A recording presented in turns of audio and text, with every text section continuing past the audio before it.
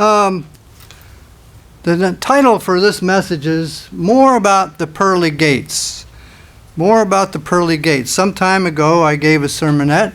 We talked about the pearly gates, and in that one we talked about the pearls. We focused on what were the pearls, what was best we could discern from that.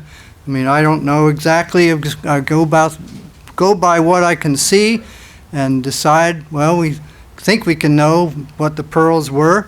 But today we want to focus on the gates part of that verse.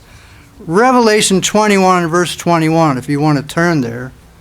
That's such an amazing verse, to me anyway, and I hope it is to you, because there are at least 4 topics in that verse. You've got the gates, you have the pearls, you have the gold, and you have the transparent glass, and you have the streets. So I guess there's 5 topics really there. Didn't think about that, but there are other verses about the street of the city. But today we only want to focus on the gates part of it. And you'll probably hear the other sermonettes as I get working on them. Chuck asked me to go ahead and do all of them. So I'll try to work on the others later as we go along. But today we want to focus on the gates part. And so when I look up the word gates in the old Greek and the old,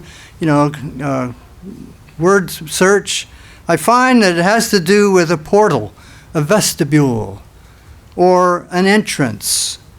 There's a root word to it that says an entrance. We all came through a portal. All of you came through a portal today.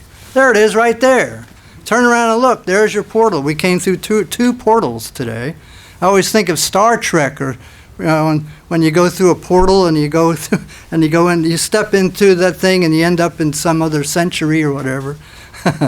But anyway, this is the thing, and Nave's Topical Bible talks about the gate part of it, and in there it lists the word as only the place. Only this one place in the Bible is it used this way. Gates is used many times in the Bible for many things. But in this one instance, in this one verse, gate appears as a symbolic way. It's the only place, according to him, according to Naves. So it's a symbolical thing, if you will. How can a thing be symbolical? I'm trying today not to give a lot of interpretations, because I don't know the interpretations, and I don't know exactly what all this means. I'm trying to give us a reference so that we can have a view of where we're going for what God has intended for us. That's what I'm trying to emphasize today, is what this could be.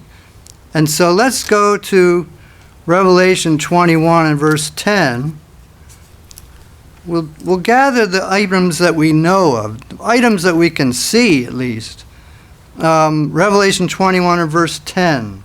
And even though that's the King James Version, I have the New King James here. And he carried me away in the Spirit to a great and high mountain, and showed me the great city, the holy Jerusalem, descending out of heaven from God. Okay, so we established the holy Jerusalem. And then down in verse 12, also she had great and high wall with 12 gates. Here's this gates being mentioned. And 12 angels at the gates, and names written on them, which were the names of the 12 tribes of the children of Israel. So all we're doing right now is collecting data. We're collecting information. If you were a detective and you were investigating a crime, you'd want to investigate all the evidence you could find to solve the case. So what we're doing now is gaining evidence to support what it is God has for us to see. So we have one of these elements, 12 gates, 12 angels, and 12 tribes of Israel. Are they the same? I don't know. But it's something to think about, is what does God have in store for us? What is Jesus revealing to us? And I want you to be curious, to think about, what is he talking about? Be curious, be wanting to know. I want to know. Drive yourself to wanting to know what God has in store. And in verse 13, 3 gates are on the east, 3 gates on the north, 3 gates on the south, and 3 gates on the east. Fascinating description here of whatever this is, okay? And then if you go quickly, just put in your notes at this point, write in your notes Ezekiel chapter 48. We're not going to go to Ezekiel 48 right now because we'd have to read the whole chapter. There's about 6 or 8 verses to that chapter. But when you go to Ezekiel chapter 48, it lists the tribes and these gates. Ezekiel chapter 48. So, if we go to Luke chapter 22, Luke 22, and verse 29 to 30, Luke 22, 29 and 30, says, "And I bestow upon you a kingdom, just as my Father bestowed one upon me." Remember who is talking here. This is Jesus Christ speaking. Jesus is being given this great kingdom. How does it relate, you think yourself, how does it relate to the gates? How does it relate to Revelation? We know that Jesus is the revealer. He's the revelator. That's what the pearls were. Remember when we studied about the pearls, the great pearl was the revealer, the expounder, you know? And so Jesus is speaking, "I bestow upon you a kingdom as my Father bestowed upon me, that you may eat and drink at my..." He's talking to the disciples, remember? "That you may eat and drink at my table in my kingdom and sit on thrones judging the 12 tribes of Israel." This is an assignment he's giving to the disciples, who later became the apostles. Is it the same thing? Are the pearls that he's talking about in Revelation 21:21, there are 12 pearls. There are 12 gates. And are the gates the same thing as the gates that are mentioned for the 12 tribes of Israel in Ezekiel 48? I'm not trying to draw a conclusion here to say absolutely they are. No, I don't know. What I'm asking you to do is to consider. And now I want to go to something else. We're going to put on a picture here.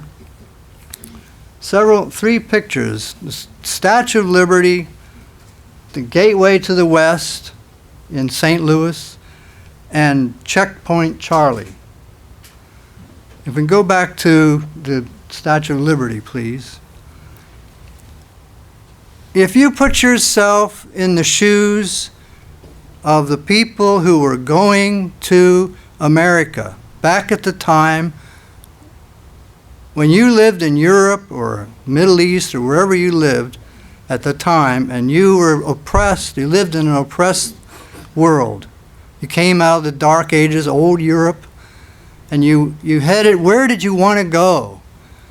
Oh, you heard from your Uncle Ernie, you know, through a letter. Oh, you got to come over to this great land. Oh, it's a land of opportunity. There's land here. There's space here. Oh, the people are industrious. Really? Yeah. Oh, you got to come over here. So you get on a boat and you head across the ocean to this place you've never been before. And you come and you see this great thing standing there and you go, ah, there it is. There it is. The statue. I made it to America. And you go through Ellis Island and you check in and you go through immigration, and now I'm in America. This is the land of opportunity. The land I can do something. Oh, I want to go. I want to be a carpenter. I want to be whatever. You have such a great opportunity. What can I accomplish here? And thousands of people, millions of people did the same thing. Okay, and then the gateway to the west. Same thing. Some of those people just kept going west. They didn't settle in Philadelphia or Ohio or in Kentucky. They kept going west. They come to find out there is land out there. Big, big, big, big, wide open space land. And the government is giving it to you. All you have to do is homestead it back in the day. Really? I can make a bundle out of it. Then you hear about there's gold in California. Okay? It's a gateway. Same thing with Checkpoint Charlie. Here you are, you're in East Germany after World War II. You're under the oppressive communist regime. You're either from Russia or you're from East Germany. You live under the communist oppression. You are totally controlled. Everything you do, everything you do, everything you have, everything you are, what you believe is told to you. Here's what you must believe. I don't want to live this way. And so what do? You go through Checkpoint Charlie on your way. You can get it. How many people try to get out of there and try to escape? Many people did. They'd find ways to hide in the trunk of a car, cover them over with laundry or something to get out. They're when they get to the western part of Berlin, we're free. We can go to the west. We can do whatever. We can go to the Statue of Liberty if we want to. You know? When you think, why am I saying these illustrations? To illustrate the gates there in Revelation 21 and verse 21. Whatever these gates are, whatever they represent, God put them there. Jesus put them there to reveal to us what is there in the future. I don't really know, but it's fantastic. This is what God has in store for us. Did the people who went through Ellis Island, did they absolutely know where they were going? Probably not. Some of them, like Mr. Kubik, they already had letters to the fellow in Minnesota. They knew where they were going. In their case, some of them didn't have letters. They just went in there. Where are we going to build? We have to build a life. God gives us these wonderful traits. Here the 12 disciples are going to sit on 12 thrones, judging the 12 tribes of Israel. Jesus said of them, are they the pearls mentioned in verse 21? Or do they represent the gates? Are the gates entryways into whatever, to God's throne, to Jesus Christ? Jesus is the great pearl, the one who reveals. In a way, I don't really want to know. What I want to do is make it there. My whole goal is to achieve that, to be there. Get through. It's like looking at those windows there on our wall. You can't see out those windows, but you know there are windows there. You know that the sun is out because it's shining in. If it was raining out there, there'd be no sun shining in.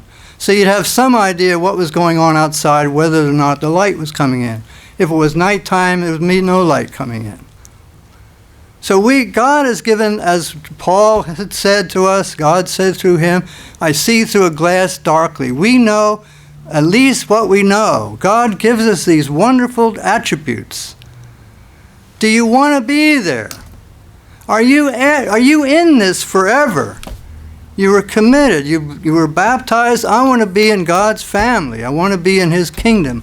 I want to be in his family. I want to be doing what he's going to do forever. Sign me up. I want that. Do you want that? That's what we have to want.